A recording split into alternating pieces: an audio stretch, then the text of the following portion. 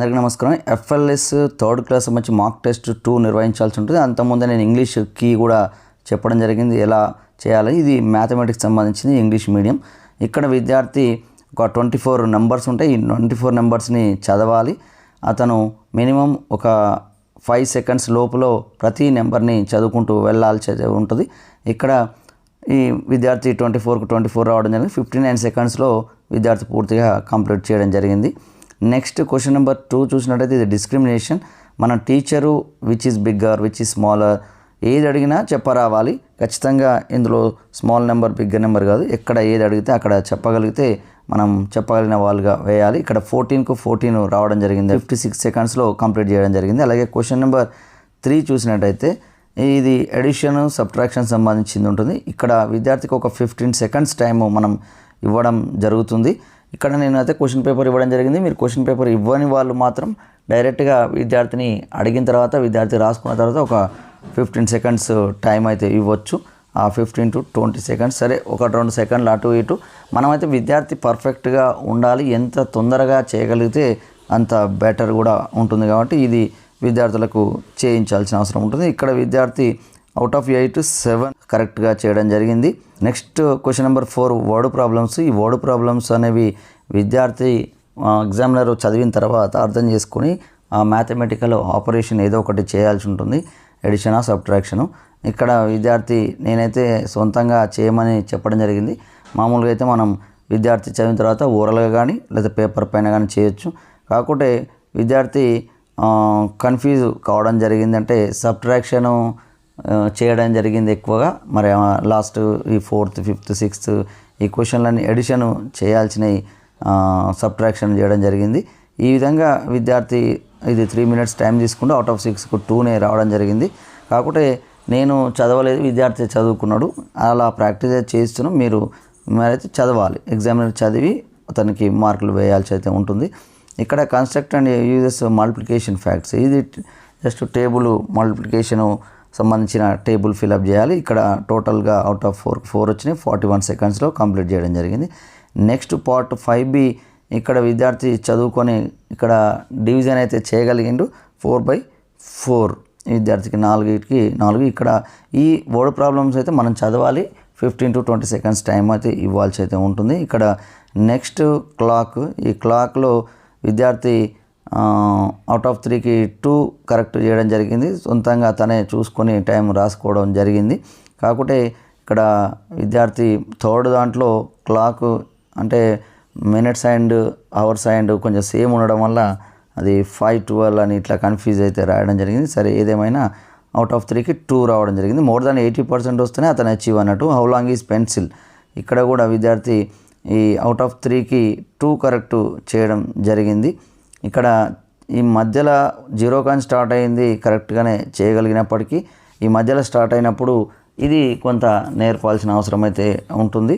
సరే ఇక్కడ ఈ విద్యార్థి మాత్రం కన్ఫ్యూజ్ అయ్యాడు, మిగతా విద్యార్థులు చేయడం జరిగింది.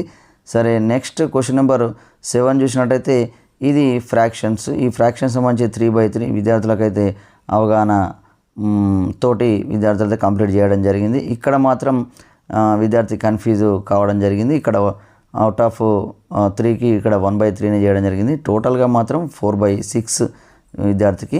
ఆ టైమింగ్ అవన్నీ కూడా మనం అయితే మళ్ళీ రెస్పాన్స్ షీట్లో వేయాల్సి అయితే ఉంటుంది. ఇవి 3/4 అవుట్ ఆఫ్ 4కు 3 మాత్రం కరెక్ట్గా చేయడం జరిగింది. నెక్స్ట్ ఇక్కడ కూడా విద్యార్థి నెంబరు సంబంధించి కూడా కన్ఫ్యూజ్ కావడం జరిగింది. ఇక్కడ 1/4 అంటే విద్యార్థి సొంతంగా అవగాహన చేసుకొని చేయగలిగేటట్టు ఉండాలి. సరే థర్డ్ క్లాసు విద్యార్థులు అన్నప్పుడు ఆల్రెడీ మనం నర్సరీ ఎల్కేజీ యూకేజీ లేకుండా 1st 2nd 3rd foundation level అంటే 5 years ఉండాలి. సరే అలాంటి విద్యార్థులకు కొంత కన్ఫ్యూజన్, కొంత మార్క్స్. ఇక్కడ మాత్రం విద్యార్థి పూర్తిగా ఈ డేటా హ్యాండ్లింగ్లో 2 minutesలో అవుట్ ఆఫ్ 6కు 6 కరెక్ట్గా రాయడం జరిగింది. ఇది ఒక విద్యార్థిది. ఇంకో విద్యార్థిది కూడా చూసినట్టయితే ఇది ఇంగ్లీష్ సంబంధించి కూడా ఎవరు ఎన్ని మార్క్స్ వచ్చినాయి, ఎట్లా వచ్చినాయి అనేది ఇవి నేను అంతకుముందే వీడియోలో చేయడం జరిగింది. ఇది కూడా మనం అంటే క్వశ్చన్ పేపర్ ఇవ్వడం అంటే టైం చాలా పడుతున్నది. ఎగ్జామ్ సొంతంగా ఒక్కొక్కరిని ఎగ్జామ్ పెట్టడం అంటే.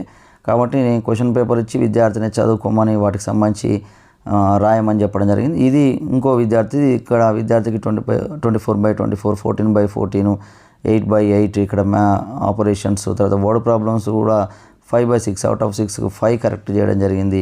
ఇక్కడ 4/4, 4/4 దీనికి సంబంధించి ఈ విధంగా కొన్ని ఆపరేషన్స్ కరెక్ట్గా చేయడం జరిగింది. దీని రెస్పాన్స్ షీట్ ఎలా నింపాలనేది మీకు అంతకుముందే చెప్పడం జరిగింది. ఇప్పుడు కూడా మీకు చూపిస్తాను. ఇది రెస్పాన్స్ షీటు. మామూలుగా ఖచ్చితంగా విద్యార్థికి ఇంగ్లీషు మరియు మ్యాథమెటిక్స్ సంబంధించి వేయాల్సి అయితే ఉంటుంది.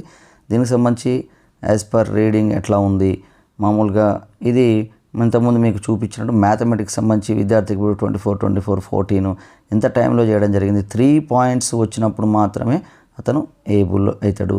కాబట్టి ఈ విధంగా విద్యార్థులకైతే పూర్తిగా ఎంత టైం తీసుకున్నాడు ఈ విధంగా ఈ రెస్పాన్స్ షీట్లో వేయడం ద్వారా ఎక్కడైతే విద్యార్థి ఇప్పుడు క్వశ్చన్ నెంబర్ 4లో 1 మార్కే రావడం జరిగింది. నెక్స్ట్ ఇక్కడ క్వశ్చన్ నెంబర్ 6A, 6B ఇవన్నీ కూడా 2, 2, 2 ఇలా రావడం జరిగింది. అంటే ఇవి మాత్రం ఖచ్చితంగా విద్యార్థి మెరుగుపడాల్సిన అవసరం ఉంది. 3 పాయింట్స్ వచ్చిన విద్యార్థి మాత్రమే అతను అచీవ్ అన్నట్టు, లేకపోతే మరి నాట్ అచీవ్ అన్నట్టు. నెక్స్ట్ ఇంకో విద్యార్థి కూడా మనం గమనించినట్టే ఉదయ్ కృష్ణ, ఇక్కడ చూసినట్టయితే ఇక్కడ ఈ విద్యార్థి మ్యాక్సిమము అన్నీ అచీవ్ కావడం జరిగింది. ఇక్కడ క్వశ్చన్ నెంబర్ 4లో మాత్రమే ఇక్కడ 2 మార్క్స్ 2 పాయింట్స్ రావడం జరిగింది. మిగతా అన్నీ కూడా అచీవ్ కావడం జరిగింది. అంటే ఒక్కొక్క విద్యార్థి, నెక్స్ట్ ఇంకో విద్యార్థి చూసినట్టయితే ఇట్లా వివిధ రకాల విద్యార్థులది వీటికి సంబంధించిన డేటా అయితే మనం ఎంతమంది విద్యార్థులు ఉంటే అంతమంది విద్యార్థుల డేటా అయితే మనం నింపాల్సి అయితే ఉంటుంది. ఇటు రెస్పాన్స్ షీట్ తర్వాత ఈ విధంగా విద్యార్థుల పేర్లు పూర్తిగా రాసి ఏబులా నాట్ ఏబులా, అక్కడ 3 పాయింట్స్ ఎవరికైతే వస్తాయో వాళ్ళు ఏబుల్, 3 పాయింట్స్ కంటే తక్కువ వస్తే నాట్ ఏబుల్. ఈ విధంగా 80% అచీవ్ అయిన వాళ్ళకే 3 పాయింట్స్ వస్తాయి.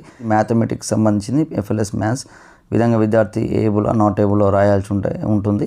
ఇవి మాక్ టెస్ట్ నిర్వహించడానికి లేదా ఎగ్జామ్ సంబంధించి వాటికి సంబంధించిన పూర్తిగా మార్గదర్శకాలు, రూల్స్ ఏ విధంగా నిర్వహించాలి, మామూలుగా భాషలో మామూలుగా తెలుగు అయినా ఇంగ్లీషు, అంటే తెలుగు మీడియం స్కూళ్ళకు తెలుగు, ఇంగ్లీష్ అయితే ఇంగ్లీషు, ఈ విధంగా మినిమం 5 సెకండ్లలో, అంటే ఒకవేళ 10 అక్షరాలు కానీ 10 పదాలు చదవలేకపోతే విద్యార్థి ఖచ్చితంగా మరి చదవలేని వారుగానే గుర్తించాలి. ఇక్కడ 50 పదాలు ఉన్నప్పుడు కనీసం 5 పదాలు వరుసగా పోతే మాత్రం అతను చదవలేని వాడుగా. మినిమం అయితే 5 సెకండ్ల టైం అయితే ఇక్కడ వర్డ్కి కానీ లెటర్స్ కానీ ఒక 4 to 5 సెకండ్స్ టైం అయితే ఇస్తారు.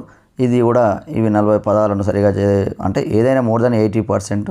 ఇవన్నీ కూడా మార్గదర్శకాలు, మీరు ఒకసారి ఇవి కూడా చూసుకోవచ్చు. ఇలా స్టోరీ 7Aలో స్టోరీ ఉంటుంది. ఆ స్టోరీని కూడా విద్యార్థి ఎక్కడి వరకు చదివిండో కొంతవరకు ఇవన్నీ కూడా నేనైతే అంతకుముందే చెప్పడం జరిగింది. ఖచ్చితంగా విద్యార్థికి క్వశ్చన్స్ మరి కాంప్రిహెన్షన్ ఒక 15 సెకండ్స్ టైం మాత్రం ఇస్తాం. ఆ క్వశ్చన్ అడిగిన తర్వాత విద్యార్థి అయితే సొంతంగా మరి ఆ కథనైతే చదువుకోగలగాలి. తర్వాత క్వశ్చన్స్ మాత్రం మనం అడిగితే విద్యార్థి చెప్పగలగాలి. చివరికి వాక్యాలు అయితే ఇంగ్లీష్లో కూడా రాయగలగాలి. ఖచ్చితంగా అవి అర్థవంతంగా ఉండాలి, మీనింగ్ఫుల్గా ఉండాలి. అలాగే మ్యాథమెటిక్స్ సంబంధించి కూడా ఇంతకుముందు ఇప్పుడే చెప్పడం జరిగింది. ఇందులో కూడా టోటల్ 24 నెంబర్స్ ఉన్నప్పుడు ఫస్ట్ క్వశ్చన్కు, సెకండ్ క్వశ్చన్కు విద్యార్థికి ఒక 5 సెకండ్స్ 4 to 5 సెకండ్స్ టైం మాత్రము మనం ఈ సంఖ్యలకు కానీ మరి వర్డ్స్ కానీ లెటర్స్కి కానీ మనం ఇస్తాం. కానీ ఓన్లీ ఈ ఎడిషన్ సబ్ట్రాక్షన్కు మాత్రం 15 సెకండ్స్ టైం ఇస్తాం. లేకపోతే మిగతా వర్డ్ ప్రాబ్లమ్స్ కూడా విద్యార్థికి ఒక 15 to 20 సెకండ్స్లో విద్యార్థి అయితే కంప్లీట్ చేయగలగాలి. అంటే మనం క్వశ్చన్ అడిగిన తర్వాత విద్యార్థి అవగాహన చేసుకొని ఒక 15-20 సెకండ్లో పేపర్ పైన కానీ లేకపోతే మామూలుగా డైరెక్ట్ ఓరల్ కానీ చెప్పడం అయితే చేయగలగాలి. ఇవన్నీ కూడా ఈ ఫ్రాక్షన్స్ అయినా ఏవైనా ఒక 15 to 20 సెకండ్స్ టైంలో విద్యార్థి అయితే చేయగలగాలి. ఇవన్నీ కూడా మార్గదర్శకాలు, ఒకసారి కూడా మీరు చూసుకోవచ్చు. ఓకే, ఇంకేమైనా డౌట్స్ ఉంటే మీరు కామెంట్ చేయండి. I will clarify your doubts. Thank you.